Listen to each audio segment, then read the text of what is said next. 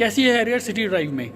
सब लोग बताने में लगे कि हैरियर कैसी है हाईवे पे, हैरियर कैसी है माउंटेन्स में, हैरियर कैसी है ऑफ रोडिंग पे, कितनी अच्छी एसयूवी है, कितनी अच्छी इसकी कैपेबिलिटीज़ हैं ये डिफरेंट डिफरेंट टेरेंस में, रफ टेरेंस में।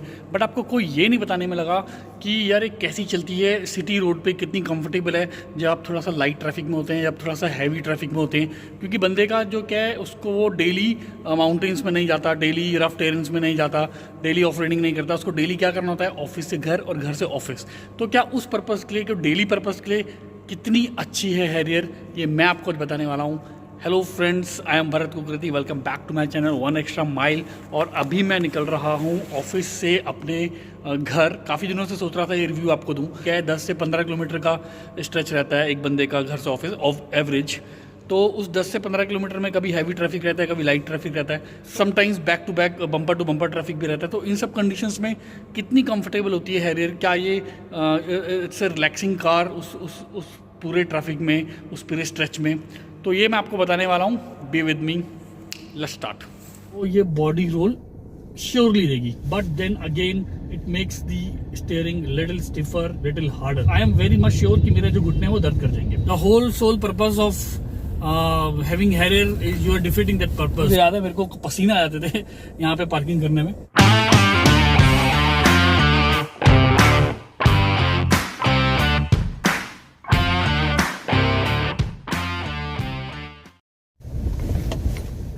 तो सबसे पहले शॉकर्स की बात कर लेते हैं। शॉकर्स जो है हैरियर के, सब बोलते हैं कि बहुत स्टिफ है, जो कि सही बात है।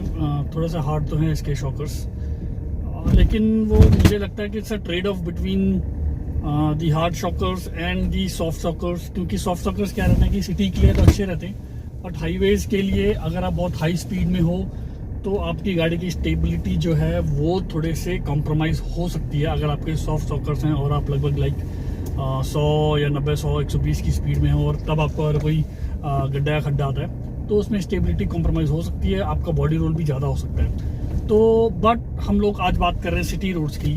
तो सिटी रोड्स के लिए hard suspensions are not good, they are not very comfortable. मुझे याद है जब मैंने बिल्कुल नई नई मेरी गाड़ी थी तो मैं अपने कोलीग्स को इसकी ड्राइव करवा रहा था। बिल्कुल 1-2 दिन ही हुए थे, तो पीछे बैठे मेरे कोलीग्स ने मुझे बोला था कि यार तेरा जो एयर प्रेशर टायर्स में लग रहा है वो काफ़ी ज़्यादा है। तो मैंने कहा नहीं यार, ऐसा कुछ तो नहीं है। इट मीन्स कि उनको पीछे जो थे काफ़ी उनको बॉडी रोल हो रहा था, और because of the hard suspensions. तो यहाँ पे मैं एक नंबर काटूंगा हैरियर का, क्योंकि हम लोग बात अभी सिटी रोड की कर रहे हैं, हाईवे रोड ड्राइव की नहीं कर रहे हैं। मैं दोबारा रिपीट कर रहा हूँ कि इट्स अ ट्रेड ऑफ। अगर आपको सॉफ्ट सस्पेंशन रखने हैं तो वो सिटी के लिए बहुत अच्छे हैं, स्मॉल ड्राइव्स के लिए, और hard suspension are good for the highways. इसमें एक चीज़ और भी है कि क्या है, गाड़ी का जो ग्राउंड क्लियरेंस है वो लगभग 205 mm है, अनलादेन ग्राउंड क्लियरेंस, जब इसमें कि कोई भी इसमें पैसेंजर नहीं बैठा हुआ या कोई भी इसमें सामान नहीं रखा हुआ। तो वो 205 mm के अराउंड है, और इसकी वजह से क्या है कि इसका जो सेंटर ऑफ ग्रेविटी है वो भी थोड़ा ज़मीन से ऊपर हो जाती है। तो इतनी बड़ी गाड़ी, इतनी ऊंची गाड़ी, और इतने हार्ड सस्पेंशंस जो हैं, जब आपकी कम स्पीड में अगर आपको कुछ स्पीड ब्रेकर्स या गड्ढे खड्डे आते हैं तो ये बॉडी रोल श्योरली देगी। ये क्या, कोई भी गाड़ी इन स्पेक्स की जो होगी वो आपको बॉडी रोल देगी। तो ये एक मैं नेगेटिव पॉइंट है for the Harrier driving in the city roads. अब बात कर लेते हैं गाइस स्टीयरिंग की, क्योंकि ओके ये एक पुलिस व्हीकल है तो let him go. Okay guys, अब बात कर लेते हैं स्टीयरिंग की। तो स्टीयरिंग अभी काफ़ी लोग बोलते हैं कि इसका टफ, थोड़ा सा स्टिफ है, हार्ड स्टीयरिंग है। वो भी बात बिल्कुल सही है, स्टीयरिंग इसका हार्ड है, no doubt about it. But then it's a hydraulic steering, और हम जानते हैं कि हाइड्रोलिक स्टीयरिंग जो जनरली बड़ी भारी गाड़ियों में, in general, not of hard and fast rule, but in general बड़ी गाड़ियों में जो है हाइड्रोलिक स्टीयरिंग ही लगता है। तो उसका रीज़न ये है कि हाइड्रोलिक स्टीयरिंग जो है पावर लेता है इंजन से, और जो अपना ईपीएस रहता है पावर लेता है एक बैटरी से। उसकी अलग से एक मोटर लगती है, उसके लिए वो इंजन से पावर नहीं ड्रॉ करता, उसके लिए मोटर एक अलग से लगती है। सर छोटी गाड़ियों के लिए वो यूजफुल रहता है, क्योंकि छोटी मोटर लगानी पड़ती है। अगर इतनी बड़ी गाड़ी रहेगी, बड़ा स्टीयरिंग रहेगा, हैवी कार आपको मूव करनी है, तो जो है हाइड्रोलिक ही यूज होता है, क्योंकि उसके लिए मोटर बड़ी लगानी पड़ेगी इन जनरल। तो इसमें हाइड्रोलिक स्टीयरिंग है, उसके बहुत सारे फायदे ये हैं कि आपको फीडबैक देती है बहुत अच्छी गाड़ी, मतलब आपको आपको लगता है कि एक you are driving a lively car. ये हाइड्रोलिक स्टीयरिंग की वजह से आपको डेड नहीं लगता पूरा कि यार आप मतलब just you are turning it and the car is moving, that's it.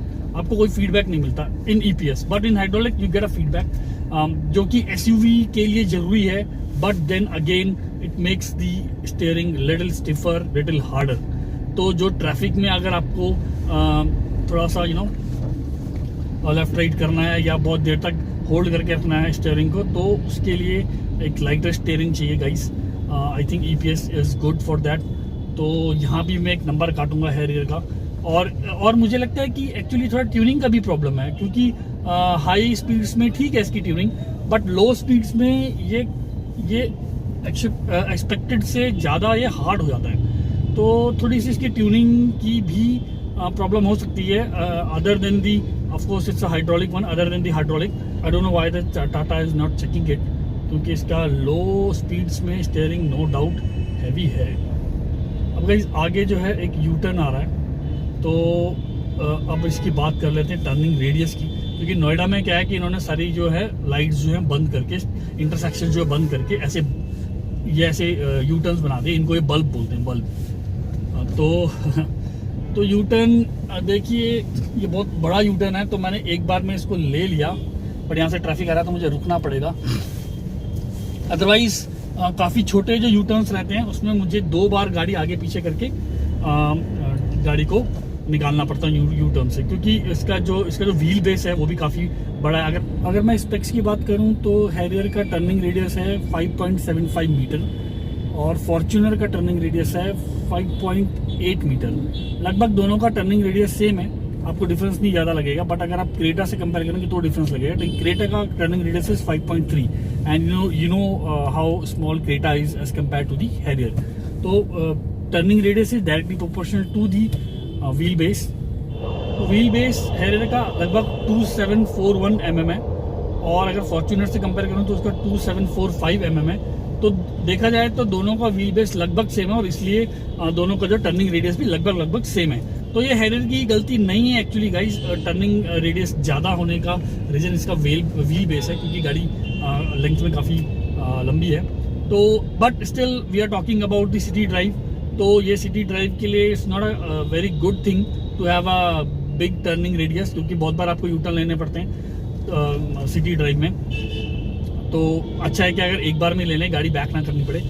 तो ये भी कोई बहुत गुड पॉइंट नहीं है हैरियर का। यहाँ पे भी मैं एक पॉइंट, चलो यहाँ पे मैं पॉइंट नहीं काटता, यहाँ पे मैं न्यूट्रल रखता हूँ हैरियर को। अब गाइज मैं फंसा हूँ ट्रैफिक में, जो कि बहुत ही एक रेगुलर सी कंडीशन है सिटी ड्राइव के लिए। तो अब इसकी बात कर लेते हैं। अब मुझे क्या है कि सिटी ड्राइव में अब मेरे को क्लच होल्ड करना पड़ेगा, क्योंकि बहुत लोग बोलते हैं यार क्लच बर्निंग का जो शो है हाफ क्लच में चलती है गाड़ी, तो क्लच बर्न हो जाता है तो ड्राइवर का शो है। मुझे लगता है ये बहुत हद तक बात सही नहीं है, क्योंकि देखिए अभी इस ट्रैफिक में जो बिल्कुल हल्का मूव हो रहा है, मैं फर्स्ट गियर नहीं लगा सकता। फर्स्ट गियर लगाने के बाद मैं कंप्लीटली जो क्लच को है वो मैं इसको कंप्लीटली एंगेज नहीं कर सकता, मेरे को डिसएंगेज करना पड़ेगा मुझे क्लच, मतलब हाफ क्लच मुझे दबा के चलाना पड़ेगा। अब जैसे फर्स्ट गियर में चल रही है, अब मैं छोड़ सकता हूँ क्योंकि मेरे पास डिस्टेंस काफ़ी है। You know now the car is moving in first gear, मैंने क्लच को छोड़ा हुआ है, बट अब ये बंदा आ गया बीच में, तो अब मुझे क्लच दबाना पड़ेगा गियर को। ठीक है, गियर फर्स्ट गियर रखते हैं। अब देखिए मैं कंप्लीटली क्लच नहीं छोड़ सकता, क्योंकि मेरे पास उतना स्पेस ही नहीं है, मेरे को हाफ क्लच में गाड़ी चलानी ही पड़ेगी। अगर मैं कंप्लीटली क्लच छोड़ देता हूँ तो गाड़ी से ठुक जाएगी, राइट, और अगर कम स्पीड पे छोड़ता हूँ तो गाड़ी बंद हो जाएगी। तो अब जैसे मैंने फर्स्ट गियर लगा दिया और गाड़ी चल रही है, क्योंकि अभी मेरे पास थोड़ा सा डिस्टेंस आ गया, but now again I have to press the clutch and now I have to drive it on the half clutch, right. तो गाइज ये अगर आपका क्लच जो है वो डीप है, जो कि हैरियर का है और हैवी है, डीप ट्रैवल करता है, क्लच जो है हैवी है, तो आपको सिटी ड्राइव में प्रॉब्लम हो सकती है। अगर मैं इस कंडीशन में गाड़ी 1 घंटा चलाऊं या 45 मिनट भी चलाऊं तो आई एम वेरी मच श्योर कि मेरे जो घुटने वो दर्द कर जाएंगे, because of the deep clutch. और मुझे कई बार तो अपने जो टो है उससे उससे बिल्कुल कंप्लीटली ऐसे मुझे अपना पैर करना पड़ता है, टो से मुझे बहुत बार दबाना पड़ता है क्लच, क्योंकि मैं गाड़ी सीट जो अपनी काफ़ी पीछे करके बैठता हूँ, तो उस रीज़न से तो क्लच भी डीप ट्रैवल करता है और थोड़ा भारी भी है। और ये बिल्कुल मत बोलिए कि हाफ क्लच में गाड़ी नहीं चलानी चाहिए, आपको चलानी ही पड़ेगी। अगर ऐसा ट्रैफिक है, बम्पर टू बम्पर ट्रैफिक है, स्लो मूविंग ट्रैफिक है, तो आपको हाफ क्लच में गाड़ी चलानी पड़ेगी। There is no other way you can drive your car. तो यहाँ से भी मैं एक नंबर काटूंगा यहाँ पे हैरियर का। तो गाइस रोड मुझे काफ़ी क्लीन मिल गई है, इस वक्त जाम नहीं है और मैं घर भी पहुँचने वाला हूँ विद इन 5 मिनट्स। तो अब बात कर लेते हैं कि किस मोड में गाड़ी को ड्राइव करना चाहिए हैरियर को। तो मैं तो जनरली सिटी मोड में ही गाड़ी ड्राइव करता हूँ। इसके 2 रीज़न है। पहला ये कि इकोनॉमी मोड में मुझे पर्सनली गाड़ी बिल्कुल डेड लगती है। कोई भी लगता ही नहीं कि आप गाड़ी चला रहे हो, ऐसा लगता है कि कोई पावर जनरेट नहीं करती गाड़ी। मुझे नहीं पता कि टाटा ने ये इकोनॉमी मोड क्यों बनाया है। Until unless you are not driving in a bumper to bumper traffic, तो इकोनॉमी मोड का कोई मतलब नहीं है। बम्पर टू बम्पर ट्रैफिक में आप इकोनॉमी मोड यूज कर सकते हैं। अदरवाइज इकोनॉमी मोड तो मुझे लगता नहीं कहीं भी जरूरत है। मैंने देखा है इंटरनेट पे कई लोग जो है इकोनॉमी मोड में 80, 90, 70, 80 की स्पीड पे क्रूज कंट्रोल में डाल के गाड़ी चलाते हैं और फिर बोलते हैं कि यार मेरे को 20 की एवरेज आई, मेरे को 22 की average I.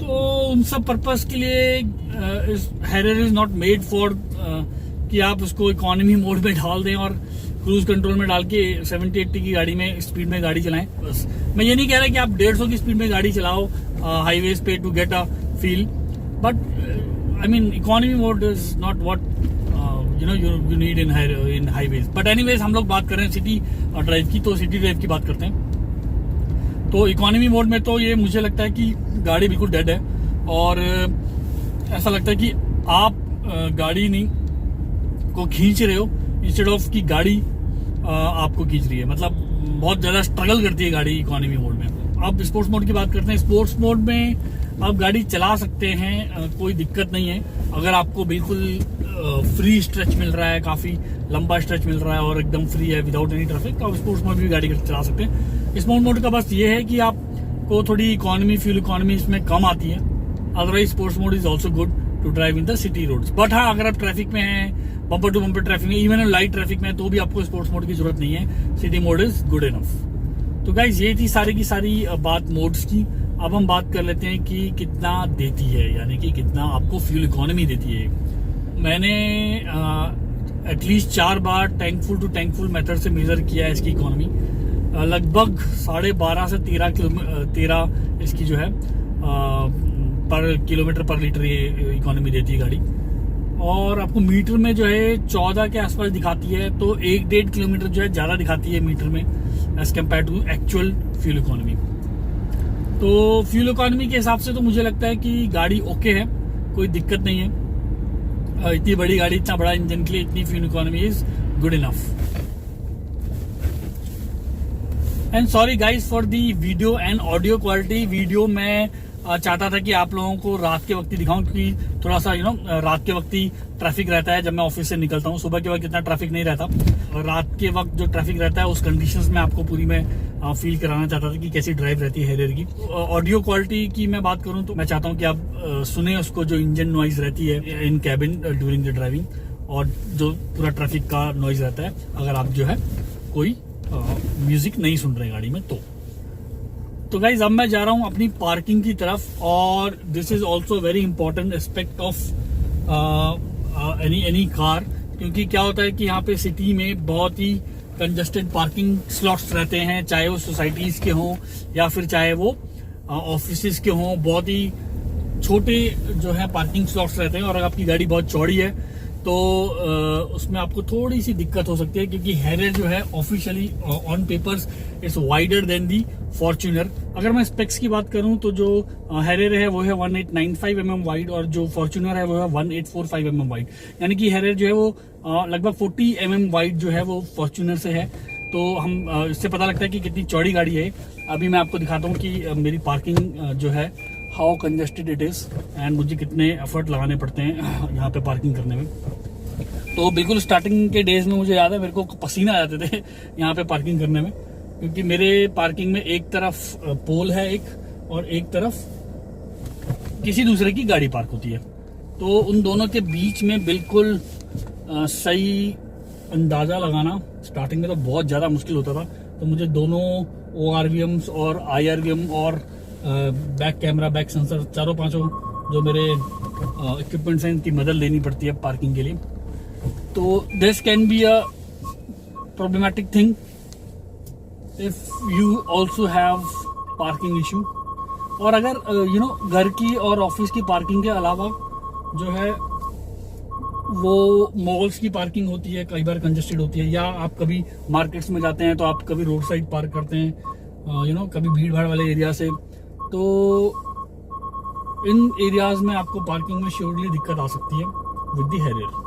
Okay guys, time for the verdict. तो जैसे मैंने आपको बताया कि मेरा ऑफिस से मेरे घर आने का पूरा सफर मैंने आपको बताया, क्या क्या मुझे जो एक्सपीरियंस हुए, whether it's about the clutch, whether it's about the steering, whether it's about the shockers. तो सारे मैंने छोटे छोटे एक्सपीरियंस आपके साथ शेयर किए। और मेरा तो टोटल कंक्लूजन ये है कि अगर आपकी 90 से 95% जो ड्राइव है वो पूरी की पूरी सिटी रोड की रहती है और हार्डली आप सिटी से बाहर जाते हैं, यानी कि हाईवेज पे या फिर छोटी मोटी ऑफ रोडिंग पे या फिर माउंटेन्स पे आप रेयरली जाते हैं, तो मेरे ख्याल से तो this is not the car for you. ये पूरी की पूरी सिटी ड्राइव के लिए गाड़ी नहीं बनी है। सिटी ड्राइव में देखिए, अगर आप इसको डेली 15 से 20 किलोमीटर या इवन 10 किलोमीटर भी एक कंजेस्टेड स्ट्रेच से डेली 2 बार दिन में ट्रैवल कर रहे हैं, तो आप 101% आप फ्रस्ट्रेट हो सकते हैं इस गाड़ी को लेके, because this car is not something you can roam in between the traffic और in between the congested areas.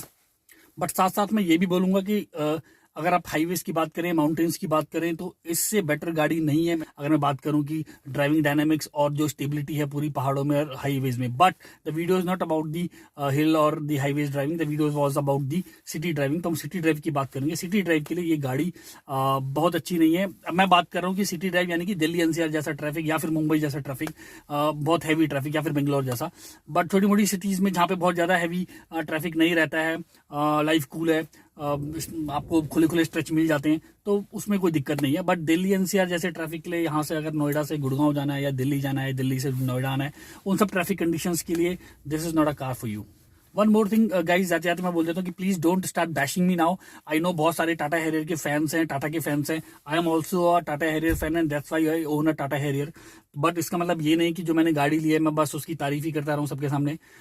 मैं the whole sole purpose of this making this video was to let you know कि मेरा क्या experience रहते हैं। और अगर आपकी रिक्वायरमेंट इस तरह की है कि आपका सारा का सारा ड्राइव जो है वो सिटी का ही है, तो क्या आपके लिए गाड़ी कंफर्टेबल है नहीं, वो मेरा टोटल पर्पज था इस वीडियो को बनाने का। और आई होप कि मैं उस पर्पज में आपकी मैंने थोड़ी बहुत हेल्प की होगी थ्रू कुछ डिसीजन लेने में। तो guys, this is all from my side. Thank you very much for watching this video. Please keep watching my videos. Thanks a lot. Bye bye. Take care.